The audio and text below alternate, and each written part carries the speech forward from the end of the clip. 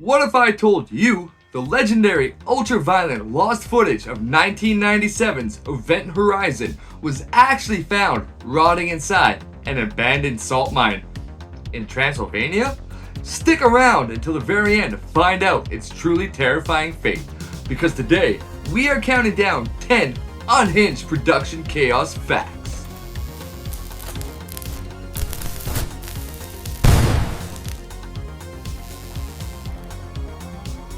Welcome back to Jimmy's Junk Shop, right here on JimmyJamz Podcasts. Top to top on whatever questionable caffeine substitute you got on hand, because today we are taking a trip all the way out to the orbit of Neptune. 1997's Event Horizon is a movie that straight up shouldn't exist. Paramount Pictures essentially funded a $60 million gothic haunted house story set on a spaceship that is literally fueled by hell. So metal.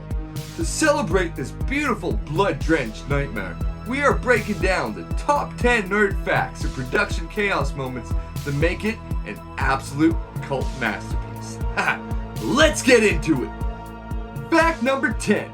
To understand how this movie got made, you have to understand the sheer momentum of director Paul W.S. Anderson in the mid-90s.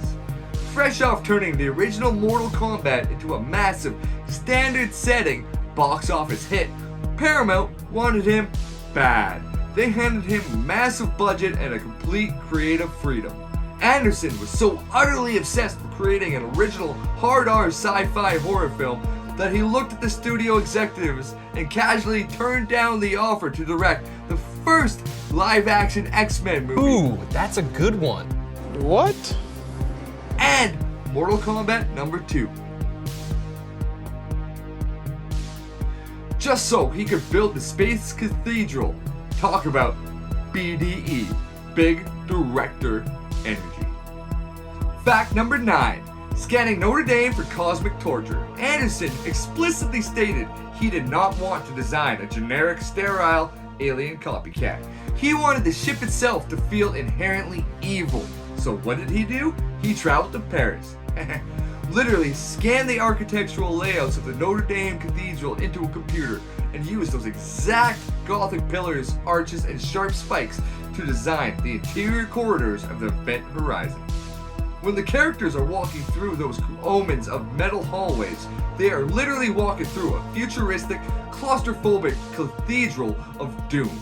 If the walls look like they want to impale you, well, that's because structurally, they do. Number 8, the universal wormhole rule, the paper trick. Number 8 is a piece of nerd trivia that has permanently impacted the entire science fiction genre. You know that legendary scene where Sam Neill's character explains faster than light travel by folding a magazine centerfold in half and stabbing a fountain pen through it? That single, simple piece of improvised staging became the absolute, definitive cinematic shorthand for explaining a wormhole.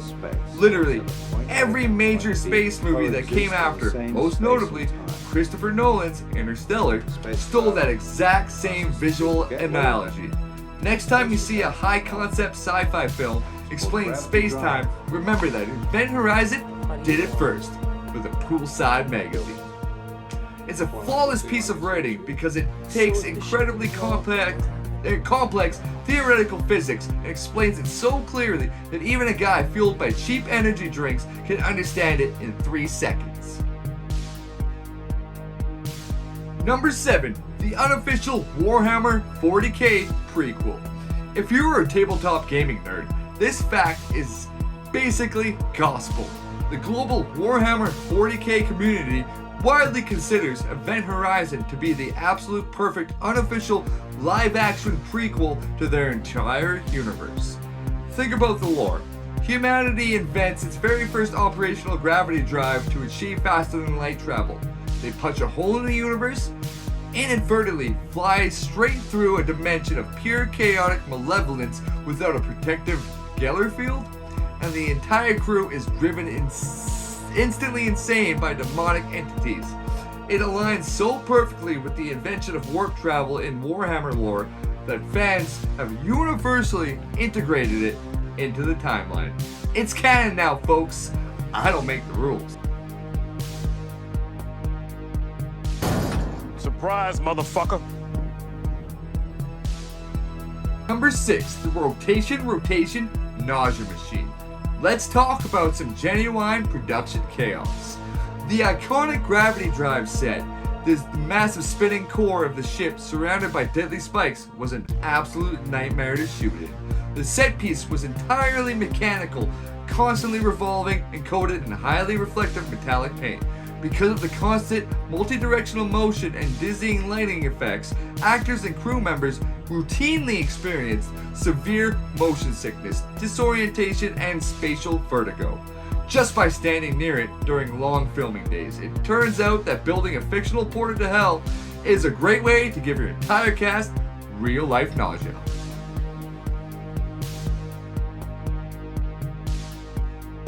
Number 5. Hiring real-life specialists for the Hell Visions. When it came time to film the infamous blink and you miss it Visions of Hell footage, Paul W.S. Anderson refused to rely on basic Hollywood extras.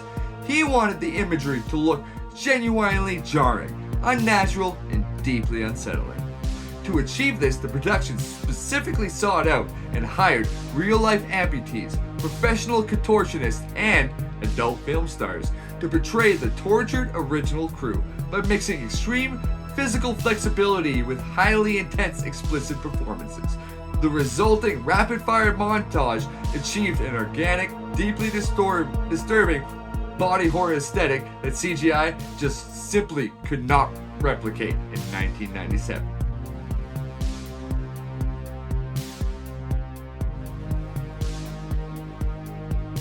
Number 4, the smartest captain in sci-fi history.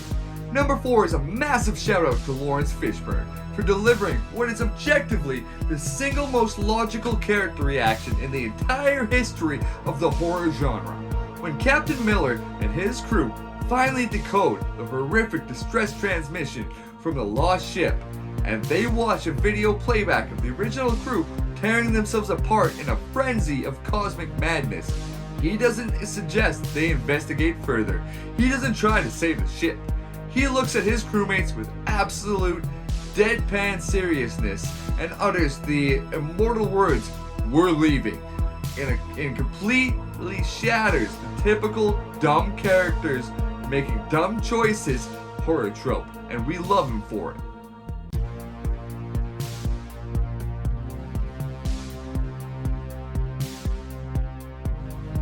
Fact number 3, the test screening biohazard. The original rough cut of Event Horizon, clocking in at 130 minutes, was a straight up weapon. When Paramount held the very first test screening for an unsuspecting audience, the reaction wasn't just poor. It was a literal medical emergency. Viewers were so completely blindsided and utterly horrified by the sheer volume of extreme gore, graphic evisceration, and psychological terror that people in the theater reportedly fainted, vomited in the aisles, and ran out of the lobby screaming. The studio executives in attendance panicked instantly, realizing they had a full-blown existential crisis on their hands, with a summer release date looming. Fact number 2, the Titanic crunch time disaster. Why was the studio in such a blind panic?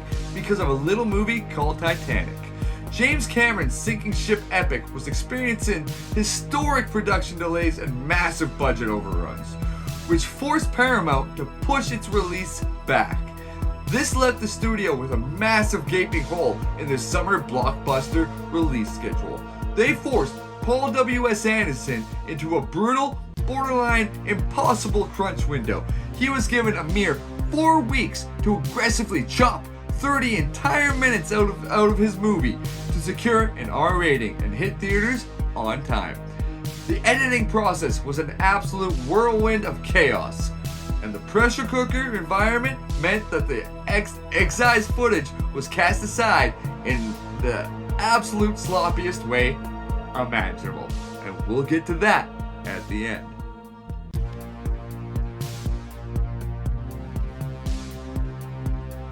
Well, the tragedy of the Transylvanian salt mine. The number one fact you've all been waiting for.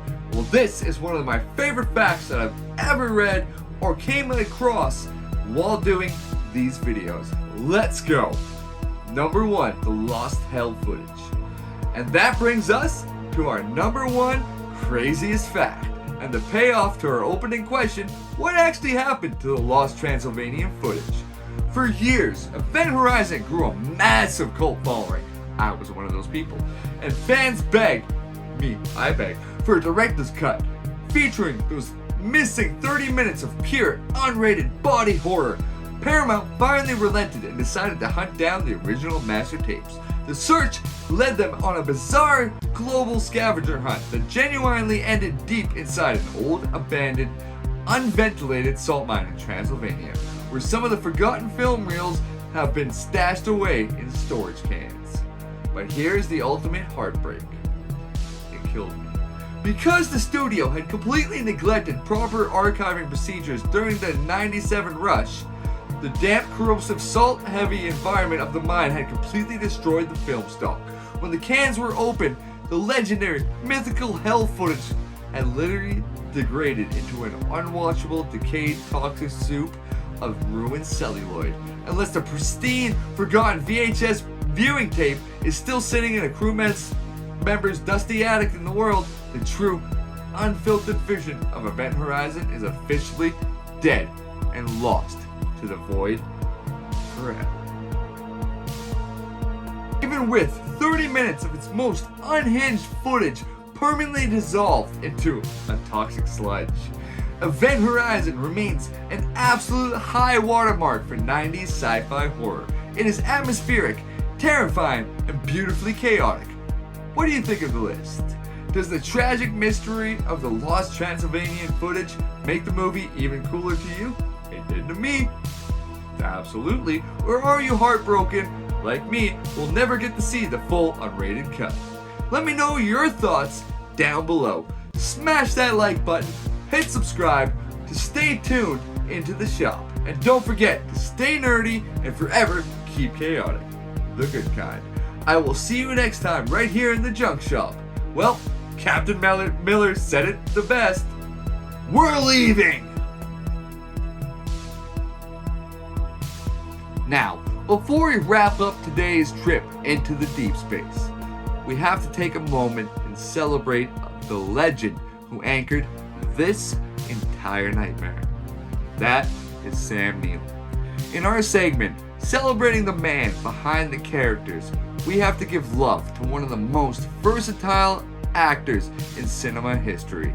Now, we all know you can't talk about Sam Neill without mentioning Jurassic Park.